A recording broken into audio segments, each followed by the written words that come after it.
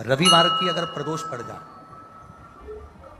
कौन से दिन? रविवार की प्रदोष के दिन ये प्रयोग अवश्य कर देखिए। ज्यादा बार नहीं करना है, केवल एक ही बार करना, बाबा स्वयं कृपा करेगा। अपने मंदिर में, अर्थात अपने घर के पास कोई मंदिर हो, शिवालय हो, देवालय हो, जहां शंकर भगवान विराजमान हो, शिवलिंग हो, ऐसी जगह पर अवश्य करें। हमें कहीं दूर जाकर ये प्रयोग नहीं करना है, अपने शिवालय, अपने जो घर के आसपास में शिवालय हो वो। एक बेलपत्र अशोक सुंदरी वाली जगह। अब उसको अशोक सुंदरी की जगह पर भी चढ़ाने का तरीका क्या है? ये शिवलिंग है, ये जलाधारी है, ये जल बहता है, बीच में जो मोटी सी लाइन है वो अशोक सुंदरी का स्थान, ये जो भाग है षडानंद कार्तिकेय गणेश जी और कार्तिकेय जी का। जलाधारी मतलब माता पार्वती जी का हस्तकमल, शिवलिंग मतलब भगवान शंकर का स्वरूप। ऊपर से जो बूंद बूंद पानी इस पर गिरता है वो शंकर भगवान की 5 लड़कियां, जया, विषहरा, शामलीबारी, दौतली और देव। शिव जी की 5 लड़कियां ऊपर, एक लड़की शंकर भगवान की 6ठे नंबर की अशोक सुंदरी उनके चरणारविंद के पास, उनके गणेश षडानंद कार्तिकेय के मध्य में। जब हम बेलपत्र चढ़ाएंगे तो उस बेलपत्र को चढ़ाते समय आपकी जो बेलपत्र की डंडी है वो बेलपत्र, रविवार प्रदोष के दिन का ये उपाय है महाराज। ये बेलपत्र की जो डंडी है, इस डंडी का भाग शिवलिंग की ओर होना चाहिए। ये जो डंडी है इसका भाग अशोक सुंदरी पर जब चढ़ाएंगे तो शिवलिंग की ओर इसका भाग होगा महाराज। दूसरी, बेलपत्र को जब हम समर्पित करेंगे तो जलाधारी का जया, विषहरा, शामरीबारी, दौतली, देव, मान लो जलाधारी ऊपर नहीं है शंकर जी के, तो उसका स्मरण कर कर 5 कन्याओं का नाम लेकर जया, विषहरा, शामलीबारी, दौतली, देव, इनका स्मरण कर कर शंकर भगवान के शिवलिंग पर बेलपत्र रखेंगे। बेलपत्र कहां रखना है? आप अगर यहां बैठे हो तो आपके विपरीत में डंडी का मुख होना चाहिए। ये बेलपत्र की जो डंडी है इसका मुख आपके विपरीत में हो। आप यहां बैठे हो तो डंडी उधर होगी, आप इधर बैठे हो तो डंडी का मुख इधर होगा, आप उधर बैठे हो तो डंडी का मुख इधर होगा। आपके ठीक विपरीत की ओर डंडी का मुख हो। ये 2 जगह बेलपत्र समर्पित करने के बाद तृतीय बेलपत्र शिवलिंग की जो जलाधारी है, जहां पर भगवान शंकर का शिवलिंग रखा है, वहां स्पर्श कराकर, केवल छुआना है, स्पर्श कराकर बेलपत्री के पेड़ के नीचे ही कोई कंकर हो, कोई शंकर हो या कोई मिट्टी का ढेला हो, नी हो, तो वहीं मिट्टी को थोड़ी सी ऊंची कर कर एक बेलपत्र बैठकर इस बेलपत्री की डंडी जड़ की ओर, मतलब जो वृक्ष होता है उस ओर इस डंडी का मुख होना चाहिए। ये 3 रविवार के प्रदोष के दिन शंकर भगवान पर चढ़ाई गई बेलपत्र से हमारा गया हुआ धन भी पुनः आने का रहता है और हमारा जो व्यापार बार बार बंद हो रहा है, शिव की कृपा से एक बार चालू तो चालू हो ही जाता है। रवि प्रदोष में, रविवार का यदि प्रदोष का व्रत पड़ा है, रविवार के दिन यदि प्रदोष पड़ी है और उस दिन लगाया गया बेलपत्री का वृक्ष जीवन में 7 जन्म तक भी संपदा को कम नहीं होने देता। उस प्रदोष के दिन, प्रदोष काल में, प्रदोष काल जब सूर्य डूबने पर हो, चंद्र उगने पर हो और उसी समय पर जो प्रदोष काल होता है, उस प्रदोष काल में यदि एक बेलपत्री का वृक्ष कहीं पर लगाया गया है और उस बेलपत्री के वृक्ष को आप हमेशा स्मरण करना प्रारंभ कर दें, प्रदोष के दिन उसके नीचे दीप लगाना प्रारंभ कर दें, कभी किसी के आगे हाथ फैलाने की जरूरत नहीं पड़ती, अपन स्वयं। वैवाहिक जीवन में कहीं तकलीफ आ रही है और हो सकता है आपके विवाह के समय पर कुछ ऐसा योग बना हो कि वैवाहिक जीवन में तकरार इतनी हो रही है, क्लेश इतना हो रहा है कि दोनों एक दूसरे का मुंह देखना पसंद नहीं कर रहे। 8 दिन अच्छे से रहते हो, 15 दिन लड़ाई करते हो, 15 दिन अच्छे से रहते हो, फिर 8 दिन लड़ाई करते हो। तो उस वैवाहिक जीवन को सुखमय बनाने के लिए लिंग पुराण कहती है महाराज, किसी भी लाल फूल का रस, काय का रस, किसी भी लाल, आप लाल फूल में जान दो तो अपन समझ लो गुलाब की पत्ती का ही रस ले लीजिए। और सहज भाषा में अगर कहें तो कहें गुलाब की पत्ती का रस, तो हम कह देंगे कि वो गुलाब जल ही समझ लो, ठीक है, सहज भाषा में। तो कहा किसी भी एक पुष्प की पत्ती का रस, जिसका कलर कौन सा होना चाहिए? लाल। लाल पुष्प की पत्ती का रस लेकर भगवान शंकर पर महाराज जिस दिन रविवार का प्रदोष पड़े उस दिन शाम के समय प्रदोष काल में शंकर भगवान पर चढ़ाकर मां जगतजननी के चरणों में उस रस को समर्पित कर दिया जाए और उसी रस को लाकर पति और पत्नी अपने नयनों से एक ही आसन पर बैठकर नेत्रों से लगा लें। उस पति पत्नी में कभी झगड़ा नहीं हो सकता, क्लेश नहीं हो सकता और दोनों आनंद में जीवन निकाल सकते। तलाक भी हो रहा है तो उनको भी करा सकते हो, वो तलाक छूट जाए। शिव कथा कहती है प्रदोष के दिन प्रदोष काल में शिव जी के नाम का स्मरण प्रत्येक को कर लेना चाहिए। और एक नंदीश्वर शिव महापुराण से एक बात सीख कर जाइएगा। अगर आपको लग रहा है कि दुख समाप्ति नहीं हो रहा है, एक बीमारी से उठे दूसरी बीमारी में लग गए, फिर कोई दुख आ गया, फिर कोई दुख आ गया, फिर कोई तकलीफ आ गई, फिर कोई तकलीफ आ गई, बार बार आपको लग रहा है कि दुख पीछा ही नहीं छोड़ रहा, तो नंदीश्वर शिव महापुराण की कथा आपको कह रही है प्रदोष के दिन प्रदोष काल में 2 जगह दिए लगाना प्रारंभ कर दो। पहला बेलपत्री के वृक्ष के नीचे,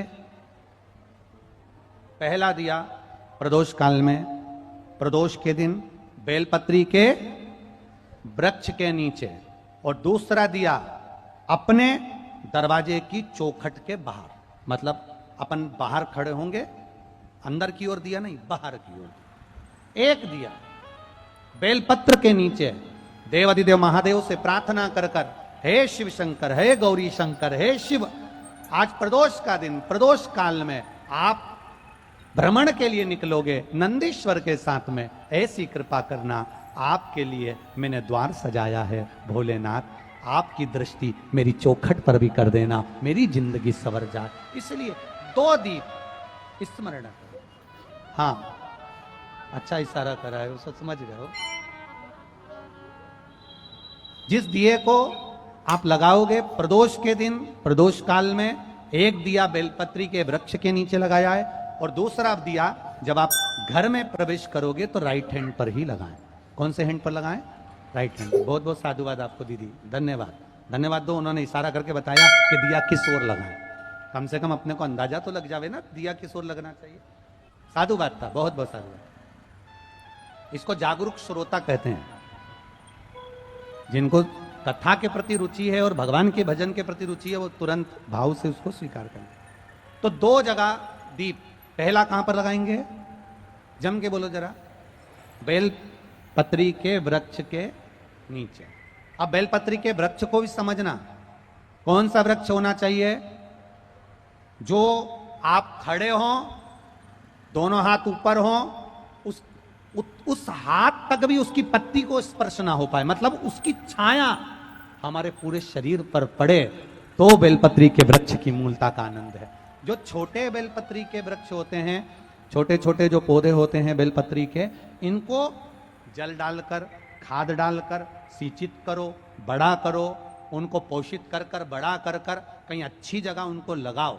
ये नहीं कि छोटी बेलपत्री के पत्ते तोड़ लो या छोटे से पौधे के पत्ते तोड़ लो, वो श्रेष्ठता नहीं है। शिव पुराण कहती है वृक्ष वो होना चाहिए जिसकी छाया हमारे ऊपर है। बाकी के आपके घर में आप बेलपत्री का पौधा लगाते हो, उसको बड़ा करो, बड़ा करने के बाद उसको कहीं अच्छी जगह पर लगाओ जिससे वो बेलपत्री का पौधा बड़ा हो जाए।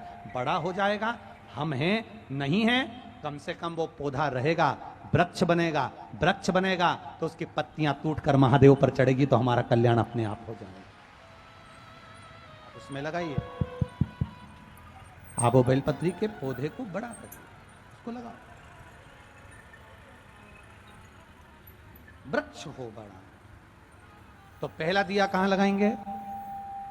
बेलपत्री के वृक्ष के नीचे, और दूसरा अपने घर में प्रवेश करते समय राइट हैंड में बाहर। शिव तत्व को जानना। कौन से दिन? जम के बोलो जरा। प्रदोष के दिन। कौन से समय? प्रदोष काल, शाम का जो समय हो, शाम का समय, प्रदोष काल का समय, भगवान को दीप प्रज्वलित कर दिया। शिव तत्व कह रहा है। नंदी ने शंकर भगवान से कहा, आपने वचन दिया था मेरे को, आपने मुझे वचन दिया था,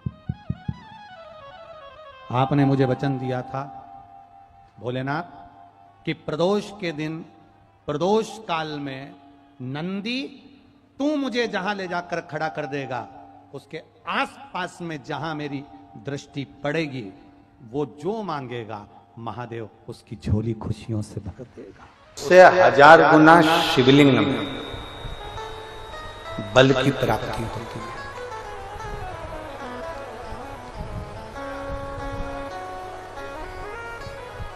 प्रदोष के दिन यदि आपको कहीं से शमी पत्र मिल जाए, प्रदोष के दिन यदि कहीं से आपको शमी पत्र मिल जाए और प्रदोष काल में, प्रदोष का जो समय होता है, शाम का जो समय होता है प्रदोष काल, 4 प्रदोष 5 प्रदोष आप कर देखिएगा कि आपका कोई काम है, कोई नौकरी के लिए आप अप्लाई कर रहे हैं, कोई समस्या बड़ी विकट आ गई है, कोई तकलीफ, बड़ा गला पकड़ रहा है बेटा, कोई तकलीफ विकट आ गई है, कोई समस्या विकट आ गई है, प्रदोष के प्रदोष काल में अगर एक शमी पत्र भी आप घर के शिवलिंग को, अब ये करने के लिए आपको मंदिर पे शिवलिंग नहीं जाना, अपने घर में जो शिवलिंग, चाहे वो स्फटिक का हो, पारद का हो, कंकर शंकर का हो, लकड़ी का हो, जो शिवलिंग तुम्हारे घर में, कांच का हो, चाहे वो नर्मदा के कंकर का हो, नर्मदेश्वर हो, पाषाण का हो, जो शिवलिंग चांदी का हो, सोने का हो, तांबे का हो, पीतल का हो, जो शिवलिंग तुम्हारे, एक शमी पत्र यदि आप भगवान शंकर के शिवलिंग पर समर्पित कर रहे हो और उस शमी पत्र को उठाकर रात्रि को 9:15 की जो एक मुहूर्त होता है, एक समय होता है, जिस समय पर हम अपने मन की बात भगवान शंकर को कहते हैं, पूर्व में भी इसका वर्णन हम कर चुके हैं कथाओं में। उस 9:15 पर वो शमी पत्र को उठाकर एक कागज में, एक कटोरी में उसको रख देना। 4 या 5 प्रदोष के उस शमी पत्र को अपने पास में रखिए और जिस कार्य के लिए जा रहे हो उसको जेब में ऊपर के भाग में उसको रखकर लेकर जाइए, आपका वो कार्य सफल होकर ही रहेगा, वो रुक नहीं सकता।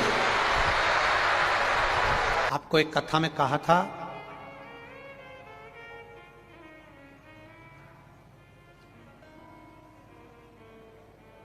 कभी ये शिवलिंग है, ये गोल जलाधारी है, ये सामने चरण, करें दर्शन सबने, ये 2 सामने जो चरण है, इसके बीच में सुख सुंदरी है। कभी कभी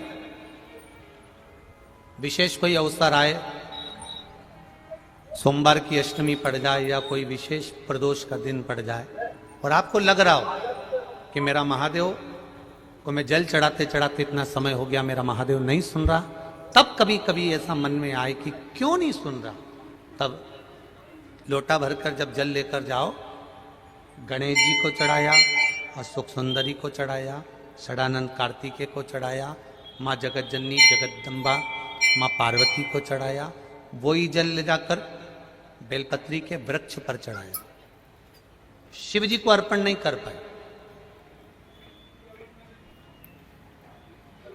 और सरल भाषा में समझ लो इसको, किसी किसी माता को आपने देखा होगा, किसी किसी व्यक्ति को आपने देखा होगा कि वो शिव मंदिर में जाता है, शिव जी को भले जल नहीं चढ़ाता है, पर शंकर भगवान के मंदिर में जाकर इतनी सफाई कर देता है, जहां शंकर भगवान का कहीं बेलपत्र वगैरह पड़ा हुआ है उसको उठाएगा, बीनेगा, फिर यहाँ से धोएगा, श्रृंगार करेगा, यहाँ से साफ करेगा, साफ करके जो पानी जा रहा है वहां साफ करेगा, साफ करके एकदम क्लीन करके फिर शंकर भगवान को पोंछ कर स्नान कराकर जल चढ़ाकर फिर उनका श्रृंगार करता रहता। कभी कभी आपके साथ में भी ऐसा हुआ होगा, आपने भी करा होगा, ऐसा नहीं कि नहीं करा।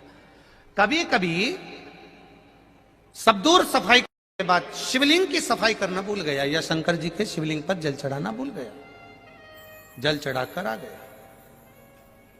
अब आ तो गया पर चिंता देवादिदेव महादेव को लग गई। मेरा था, भक्त था, उपास करता था, शिवरात्रि का व्रत करता था, पशुपति व्रत करता था, सोमवार सावन के करता था, 16 सोमवार करता था, पर आज इसको ना जाने क्या हो गया कि ये मेरे ऊपर जल ना चढ़ाकर सब दूर जल चढ़ाकर चले गया।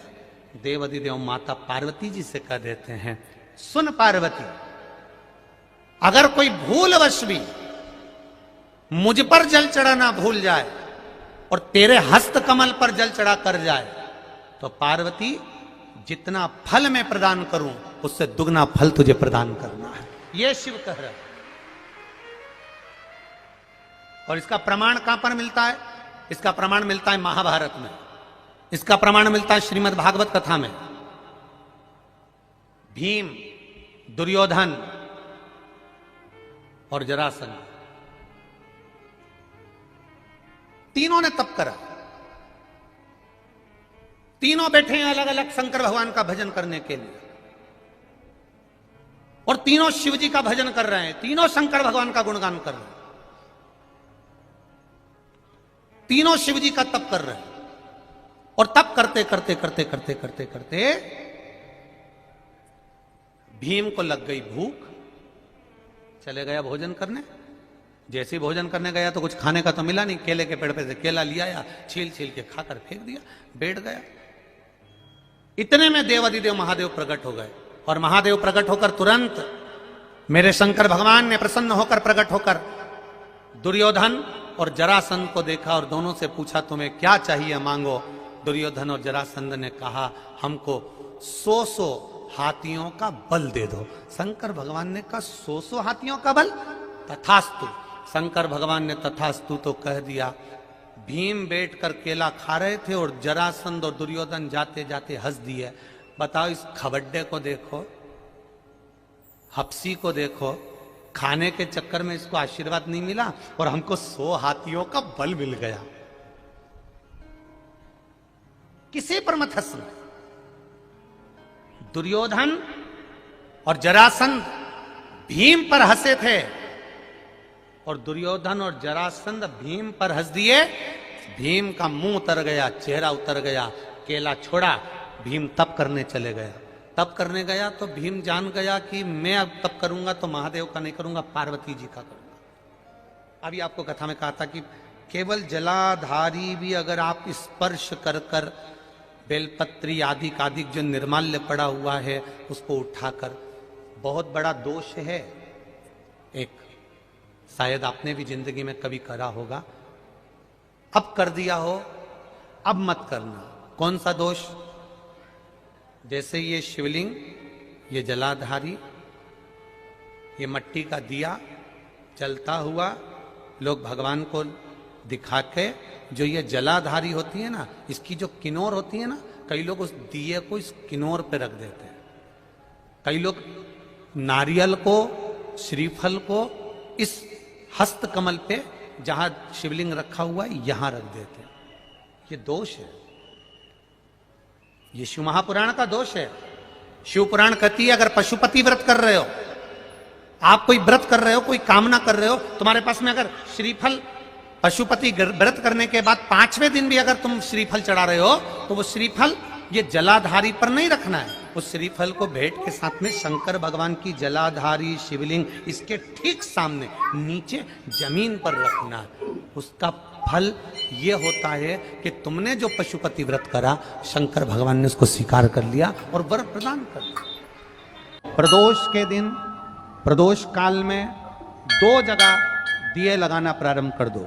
पहला बेलपत्री के वृक्ष के नीचे, पहला दिया प्रदोष काल में, प्रदोष के दिन बेलपत्री के वृक्ष के नीचे, और दूसरा दिया अपने दरवाजे की चौखट के बाहर, मतलब अपन बाहर खड़े होंगे, अंदर की ओर दिया नहीं, बाहर की ओर दिया। एक दिया बेलपत्र के नीचे देवाधिदेव महादेव से प्रार्थना कर कर, हे शिव शंकर, हे गौरी शंकर, हे शिव, आज प्रदोष का दिन, प्रदोष काल में आप भ्रमण के लिए निकलोगे नंदीश्वर के साथ में, ऐसी कृपा करना, आपके लिए मैंने द्वार सजाया है भोलेनाथ, आपकी दृष्टि मेरी चौखट पर भी कर देना, मेरी जिंदगी संवर जाए। इसलिए 2 दीप प्रयास करना, जब जब जिस महीने में जो प्रदोष पड़ा करे, जब प्रदोष पड़े, बन सके 1 बेलपत्र, बन सके 5 बेलपत्र, शमी पत्र, हरा मूंग बेलपत्र,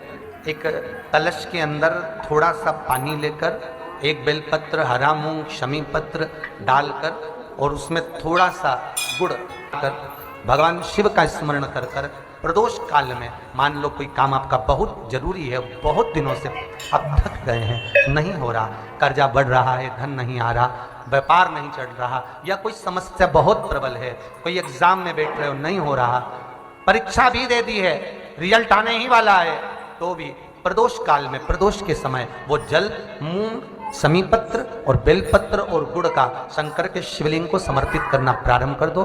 2 या 3 प्रदोष करोगे, बाबा आपकी मनोकामना शीघ्र पूर्ण कर देगा। 2 या 3 करो।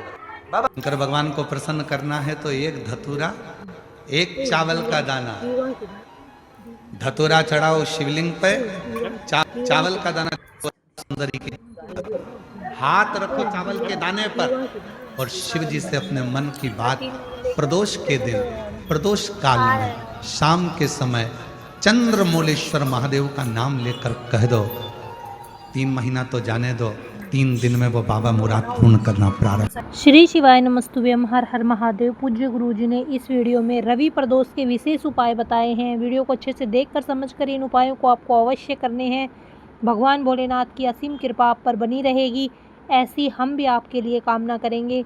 वीडियो अच्छे से देखकर समझकर आप इन उपायों को अवश्य करिएगा। वीडियो अच्छी लगे तो like, share and subscribe, comment में श्री शिवाय नमस्तुभ्यम, हर हर महादेव अवश्य लिख देना।